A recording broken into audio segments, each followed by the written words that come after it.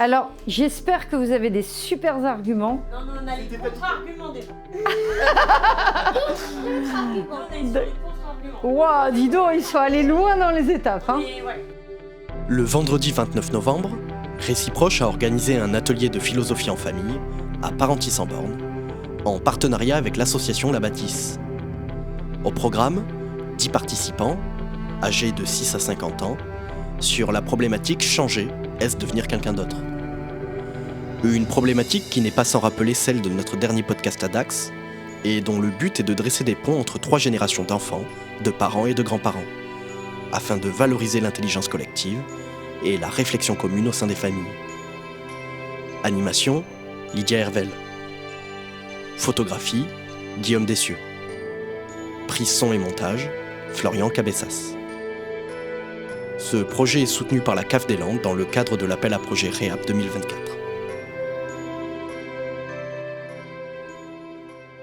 Alors, est-ce que changer, c'est devenir quelqu'un d'autre ? Si tu as envie de changer de personnalité, si tu as envie d'essayer une nouvelle personnalité, elle peut d'un coup te plaire et tu as envie de changer complètement pour cette personnalité, pour être quelqu'un d'autre. Alors, tu dis avoir envie de changer de personnalité, tu en parles comme presque d'un vêtement.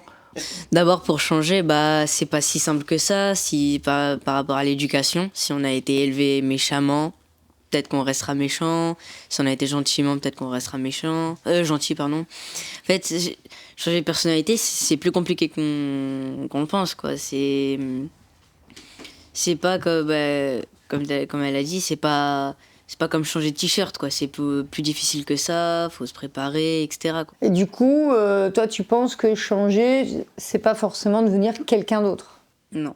C'est quoi changer finalement ? C'est juste... Changer, on peut pas. On peut pas changer. Pas changer fondamentalement, c'est ça ? Tu peux changer superficiellement, c'est ça ? Oui, je pense qu'on ne change pas, je pense qu'on se transforme. Le changement, c'est... on peut changer un comportement extérieur, on peut, comme dit Liam, tenter une autre personnalité, mais... on tente des choses, mais celui qui tente, il est à l'intérieur. Donc c'est beaucoup plus profond que le changement d'ustensile ou d'utilitaire. Il y a quelque chose à l'intérieur de soi, donc on peut aller après, on peut aller gentiment vers la conscience, mais donc j'irais, pour nous, changement, ça veut synonyme de transformation. On se transforme au fur et à mesure. C'est le même être qui se transforme. Qui évolue. Et c'est normal finalement, c'est logique, c'est dans la... Ça fait partie de la vie. Ça fait partie de la vie. Maman, l'argument que tu viens de donner, c'est pas pour nous. L'argument que tu viens de donner, c'est un argument pour le oui, non ? Ah oui, parce que... Pourquoi c'est un argument pour le oui ? Elle vient d'avouer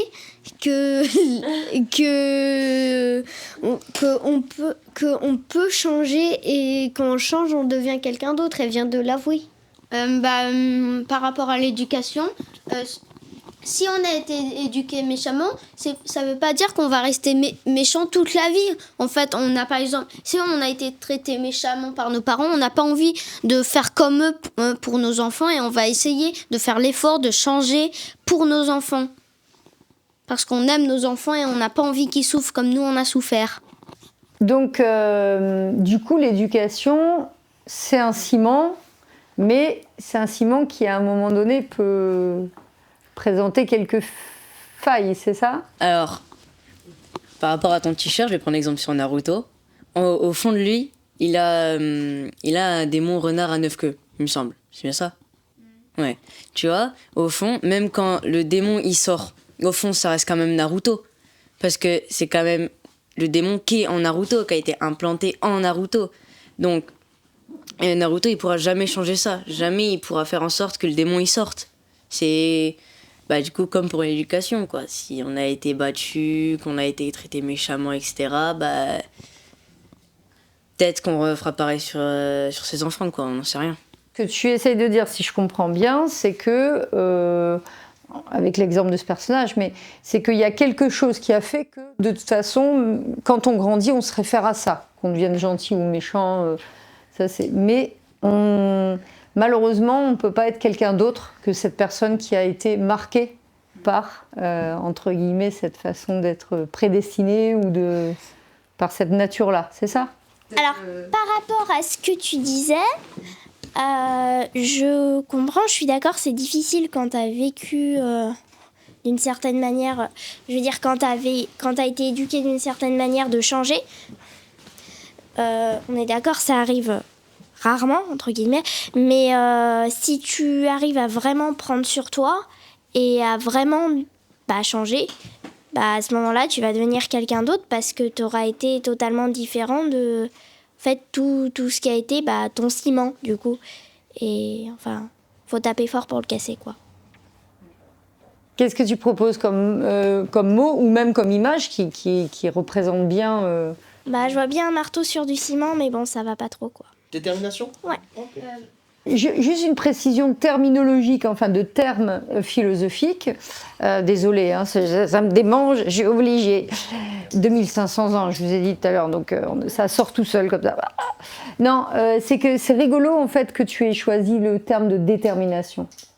Parce qu'en philosophie, de manière classique, la détermination, c'est l'action exercée par le milieu, l'environnement, enfin une action extérieure qui nous détermine, qui nous conditionne. On est déterminé par telle et telle chose. Et nous, au XXIe siècle, on a surtout gardé l'autre sens qui est de la détermination, c'est-à-dire je suis déterminé, c'est moi qui détermine les choses.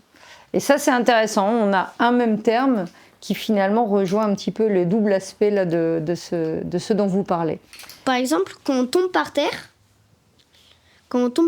imaginons on est très bronzé du genou, on tombe par terre, on saigne, ça va faire une nouvelle croûte, et après la croûte, la peau elle va redevenir blanche comme quand on est né. Donc ça, c'est si par exemple, c'est comme si on a c'est comme quand on est marqué par un événement, nous, on va, après cet événement, on va se reconstituer d'une autre manière que celle qu'on était avant. Moi, je suis pas d'accord parce qu'on est toujours le même. Le fait de se faire mal ou d'avoir des cicatrices, ça, c'est de l'expérience, c'est quelque chose qu'on apprend et donc ça enrichit la personne qui est déjà présente à l'intérieur de nous à la base. C'est comme si on ouvrait des portes, comme si on créait des nouveaux chemins neuronaux et on apprend plein de choses et on élargit notre façon de considérer la vie ou d'aborder des problèmes. Donc des fois, quand on a des graves accidents, on peut dire après cet accident, je suis plus du tout le même.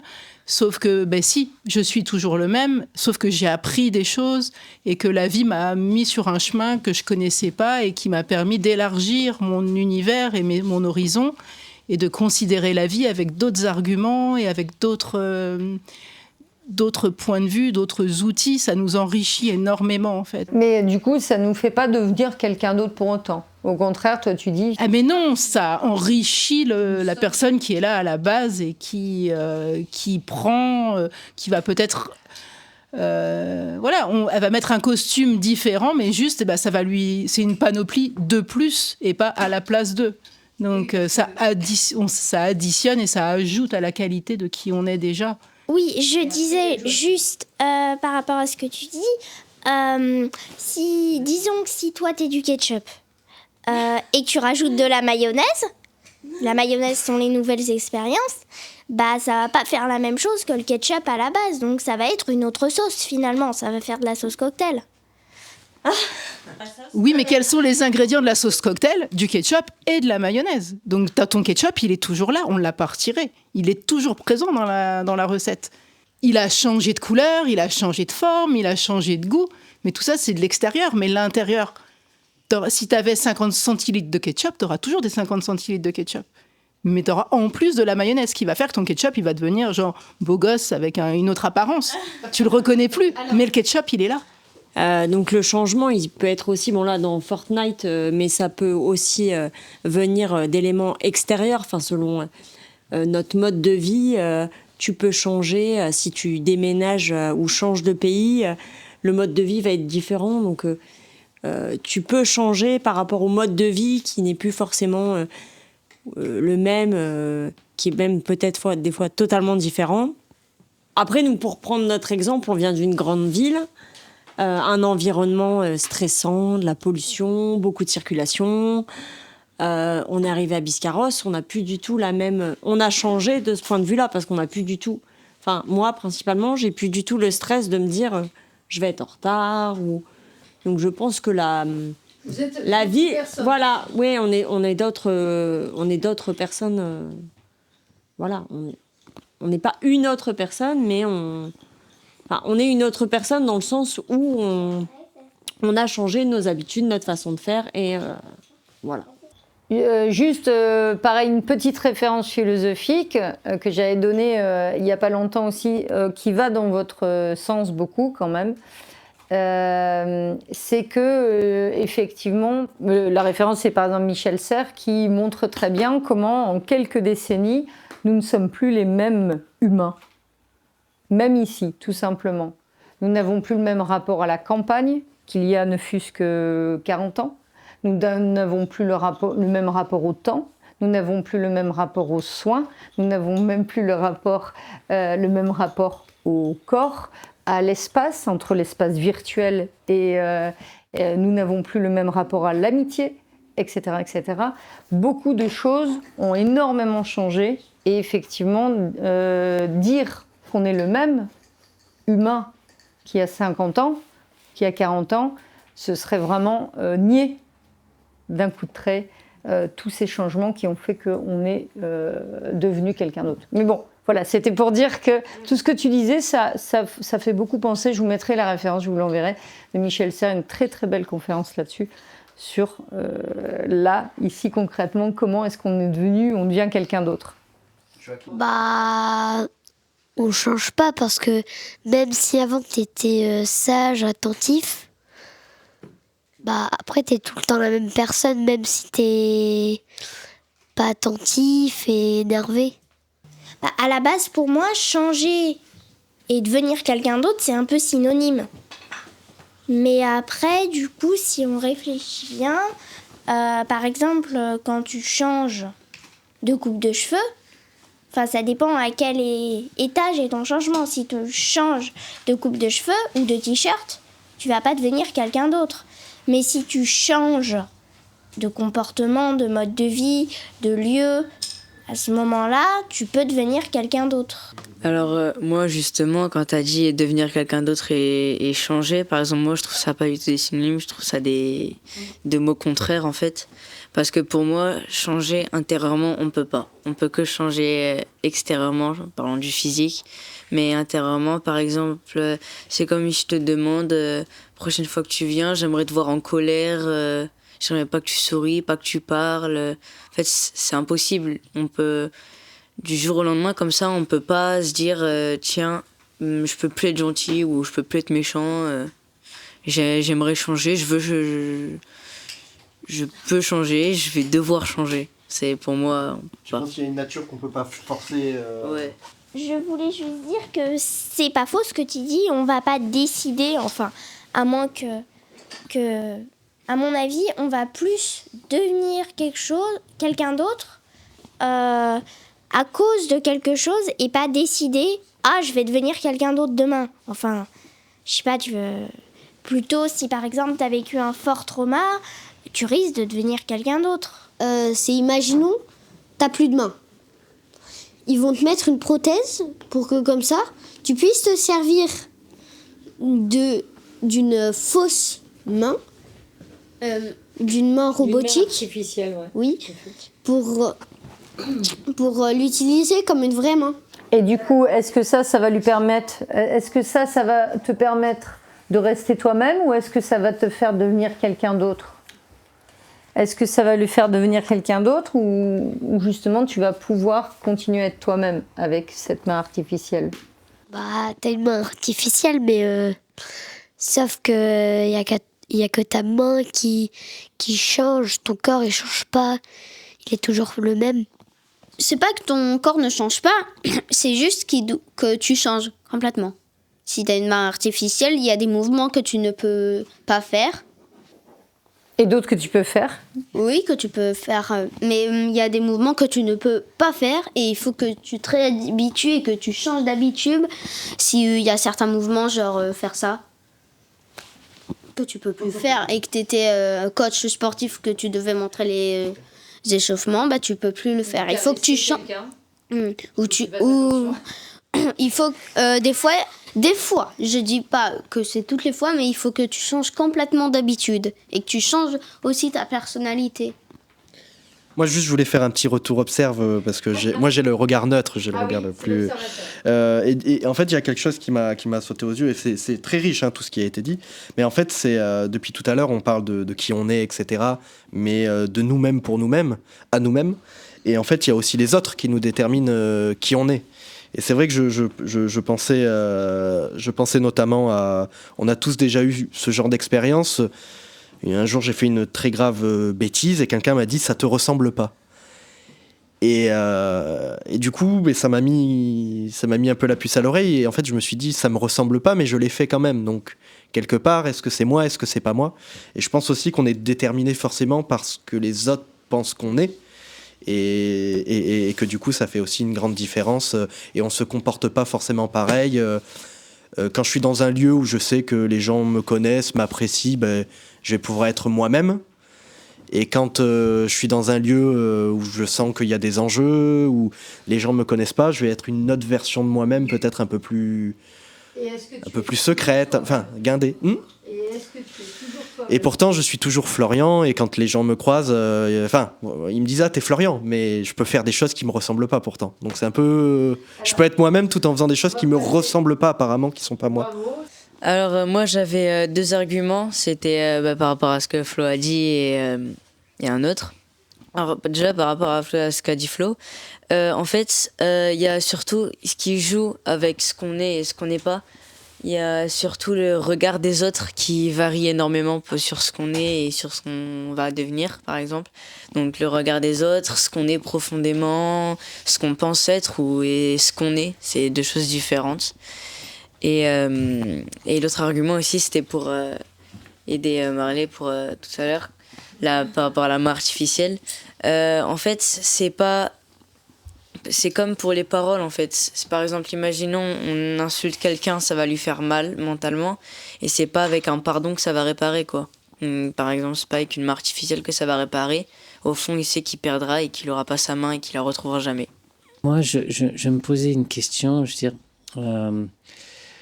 est-ce qu'on n'a pas tout un tas de potentiel qu'on va exprimer différemment en fonction des événements extérieurs? J'ai une formation scientifique aussi. Il y a notamment, par exemple, on avait découvert des nouvelles plantes. On se disait, c'est une nouvelle plante, tout ça. Et en fait, on s'est rendu compte que c'était une plante qui s'exprimait différemment parce que les conditions extérieures étaient différentes. Donc, est-ce que nous, on n'a pas tout un tas de potentialités qui vont s'exprimer différemment en fonction de ce qui se passe à l'extérieur et qu'on, du coup, on n'est pas quelqu'un d'autre, on exprime des potentiels différents. Et on n'est jamais quelqu'un d'autre quand on exprime ses potentiels. On a tous ces potentiels-là et à ce moment-là, on va exprimer celui-ci, mais il existait déjà, ou exprimer cet autre-là, mais il existait déjà. Oui, si effectivement il existait, dans ce cas-là, il n'y a pas de réelle découverte, de réelle rupture, de réel, par exemple, changement. Il n'y a qu'un développement, mais il n'y a pas de changement. Mais c'est peut-être une prise de conscience, on en est conscient ou on n'en est pas. Par rapport à ce que tu disais tout à l'heure, le fait de, si j'avais fait de la philo comme ça, j'aurais été quelqu'un d'autre. Non, ça aurait pour moi arrosé des graines dans la conscience qui aurait fait qu'on aurait peut-être fait des choix différents, on serait allé ailleurs, mais qui tu es, l'essence de qui tu es, serait resté le même. Il aurait juste pris un chemin autre et une évolution qui serait différente. Tout à fait. Alors moi je sais que je vais changer après cet atelier là parce que j'ai beaucoup de je ne serai plus la même personne. Et en parlant de de plusieurs potentiels, je sais que pour prendre mon propre cas, je suis multipotentielle et selon ma pratique professionnelle et le domaine, parce que j'ai plusieurs domaines d'activité, selon le domaine d'activité, je ne suis pas la même personne et je suis quelqu'un de très timide à la base. Je travaille dans la communication. Je suis derrière un ordinateur. Enfin, j'étais, parce que depuis que je suis arrivée ici, j'ai eu plus de travail, mais j'étais derrière un ordinateur. Quand je fais de la création de logos, je suis très timide, je suis derrière l'ordi, je suis cachée. Et à côté de ça, je donne des cours de fitness. Et j'ai donné des cours de fitness devant 200, 300 personnes. Et je suis plus du tout la même personne. Et les gens me reconnaissent pas. Mais en fait, c'est en lien. Je suis Pauline, mais je ne suis pas la même personne. Tout à fait. Non, je veux contredire Olivier. Je vais prendre un exemple un peu pareil, mais pour que ce soit plus simple, des Pokémon de la région d'Alola. Ils ont été amenés de force dans une région, par exemple Goopix, c'est une sorte de renard, et ils ont dû s'adapter, changer totalement de personnalité. Par exemple Goopix, c'est un petit renard, il était de type feu, et maintenant il est de type glace à Alola, parce qu'il a dû s'adapter, changer complètement de personnalité. Et quand on voit les descriptions, entre guillemets, de sa personnalité, de son habitat dans le Pokédex qui recense tous les Pokémon, on voit qu'ils n'ont pas du tout les mêmes caractéristiques. Enfin, ils ont des points communs, mais ils n'ont pas le même mental, ils n'ont pas les mêmes traits. Enfin, ils ont évolué, ils ont changé. Ce qu'il a dit, c'est que c'était une expression de différentes possibilités qui étaient déjà à la base. Alors que toi, tu parles d'une évolution, donc c'est pas la même chose. Alors justement, il y a deux façons de changer, et vous parlez de ça depuis tout à l'heure. Il y a l'évolution progressive, effectivement, donc un potentiel qui se développe, voire même dans l'histoire, on a parlé de prédétermination, de destin, enfin bref, ça prend plein de figures. Et puis il y a la rupture, le changement, total, radical, la révolution. L'évolution et la révolution. Moi, je voulais juste rebondir sur ce que Florian avait dit tout à l'heure. Par rapport au fait, c'est très intéressant, merci. Par rapport au fait que des fois, on va se surprendre soi-même et se dire, le fait de se surprendre soi-même et de découvrir des nouvelles parties de soi, en fait, de dire, en fait, je suis quelqu'un d'autre. Pour moi, non, je ne suis pas quelqu'un d'autre. C'est juste une partie de moi que je n'ai pas vue avant. Pourquoi ? Parce que soit j'en ai pas conscience, soit je voulais pas voir cette partie parce que peut-être qu'elle révèle des côtés que je considère comme négatifs, auxquels je vais apporter des jugements. Et donc, on va faire abstraction de cette partie où on n'a pas envie de la voir venir, parce qu'on se dit, moi, je suis quelqu'un de gentil, je veux pas être quelqu'un de méchant. Je simplifie. Pour essayer d'être fier de qui on est, comme si on créait un personnage, sauf que les parties sont à l'intérieur, et par moments, elles vont se prendre un espace qu'on leur donne pas forcément et qui va nous surprendre et qui peut surprendre aussi l'extérieur. Mais cet extérieur-là ne voit que l'extérieur et que ce qu'on veut bien lui proposer. Donc déjà, vu que nous, à l'intérieur, on n'est pas au courant de tout ce qui se passe, de toutes les parties, parce qu'on en cache peut-être pour plein de raisons, l'extérieur va pouvoir aussi nous juger que sur ce qu'on leur propose et sur aussi leur façon de voir le monde et les limites qui sont les leurs et leur point de vue et les attentes qu'ils ont de nous aussi. Est-ce que quand tu donnais l'exemple, et toi aussi, de potentiel, c'est-à-dire tu dis pas bonjour à la boulangère de la même manière que tu dis bonjour à ton ami, etc. On fait l'expérience au quotidien d'être autre tout le temps. Mais quand est-ce qu'on a l'indice d'être vraiment soi-même ? À quel moment on sait que là, dans les exemples que tu donnais, là on est vraiment pleinement soi-même ? Et quand on fait cette expérience-là, est-ce que justement on fait une expérience profonde de devenir enfin autre que le moi, on va dire, chargé de tous ses rôles, de toutes ses fonctions, c'est-à-dire on devient cet autre qu'on est pour nous, qui s'échappe aussi à lui-même. Je voulais juste dire deux choses. Déjà, c'est très difficile d'être vraiment soi-même parce que souvent on est influencé par par notre société, disons. Personnellement, ma mère, on va prendre un exemple simple. Non pas que ma mère soit simple, hein, mais... Tu ne seras pas arrêtée. Voilà, je disais... C'est très beau. Ma mère, à la base, elle n'était pas du tout téléphone ni rien. Et à force, disons que vu que tout le monde avait un téléphone, qu'elle en a besoin pour un peu tout, parce que maintenant c'est le truc à la mode, elle en a un. Et maintenant, elle s'en sert beaucoup plus. Donc, c'était pas elle-même à la base. Moi, c'est sur le côté de la nature qu'on est quelque chose essentiellement, que l'on est... et je pense que dans notre vie, effectivement, on peut tous avoir le sentiment à un moment donné d'être ce qu'on doit être ou ce qu'on est intimement, d'avoir la vie qui nous ressemble vraiment à 100%, qui est notre être. Mais je me pose aussi une question, je me dis, ça peut être aussi une illusion. Parce que, par exemple, je peux très bien... Est-ce que, par exemple, la vie qui est la plus ressemblante à ce que je suis, c'est d'être heureux?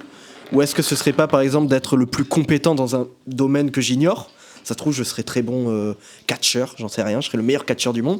Est-ce que ça se ressemblerait pas plus à mon moi intime que ma vie actuellement? Donc ça peut être aussi illusoire de penser qu'on a une nature en nous qui est voilà, très, très, très posée, parce qu'en fait, peut-être qu'on n'a pas fait l'expérience de tout ce dont on aurait pu faire l'expérience. Et si on enlève les dogmes religieux, où là, effectivement, il y a cette idée de... si on enlève un peu tout ça, c'est difficile de prétendre qu'on vit la vie qui nous ressemble vraiment, réellement, au fond de nous. Bon, moi, c'était pour rebondir sur ce qu'avait dit Liberty, où c'est facile d'être soi-même. On n'a pas le même âge. Et Combien de différences? Je trouve que c'est peut-être plus facile d'être soi-même quand... peut-être à leur âge, mais alors que normalement, au contrario, ça devrait être plus facile d'être soi-même quand on est plus vieux. Mais je sais que pour mon cas personnel, j'ai vraiment du mal à être moi-même vis-à-vis de l'environnement extérieur où il y a quand même un gros impact. Donc je pense qu'aussi, on change, voilà, pour revenir à ce qu'on disait tout à l'heure, on change aussi en fonction de l'environnement, des personnes avec qui on est et voilà. C'était juste pour rebondir tout à l'heure. Je sais pas si je dois changer de camp, je sais plus. Je suis perdue. La prof de Qigong qui parle, et c'est tout. Là, c'est la quête de tous les grands sages d'aller vers le soi c'est le chemin d'une, voire plusieurs vies en fonction des croyances de chacun. Et si on a ne serait-ce que l'once de quelques secondes de voir qui on est vraiment, c'est très rare. C'est quelque chose qu'on appelle l'éveil, donc c'est pas donné à tout le monde. Donc, qu'est-ce que c'est qu'être soi? Et pareil, dans la même culture, la conscience, c'est quelque chose il y a le soi et la conscience est en bas. La conscience, elle est pleine de schémas, elle est pleine de... Et c'est pour ça que les enfants sont plus près du vrai soi que les adultes, parce que nous, on s'épaissit de schémas et de schémas au fur et à mesure de la vie. Les schémas de l'éducation, les schémas de la culture qui nous entoure, les schémas des peurs qu'on va se créer. Donc on se couvre. Donc plus on vieillit, plus on aura des schémas si on ne travaille pas dessus. Et donc aller vers le vrai soi, c'est justement se dépouiller peut-être de qui on est et justement est-ce que changer, c'est devenir quelqu'un d'autre? Non, c'est changer, c'est enlever peut-être justement toutes les couches pour arriver à l'essentiel et à toucher du doigt le vrai soi qui est là et qui ne change pas et qui est là et qui sera là toujours, après en fonction des croyances de chacun. Alors tu fais bien de parler de croyances parce que finalement on croit être souvent quelqu'un d'autre ou on croit être soi-même. Et pour reprendre juste la dernière référence, Nietzsche disait « Méfions-nous de l'hypertrophie de la conscience ». Je le dis maintenant, mais je pourrais le dire à la fin. Moi, je me dis que si j'avais eu des cours de philo comme là, je pense que je n'aurais pas été la même personne après. Ce podcast vous a été présenté par l'association Réciproche. Retrouvez l'ensemble de notre travail sur notre site internet réciproche.fr.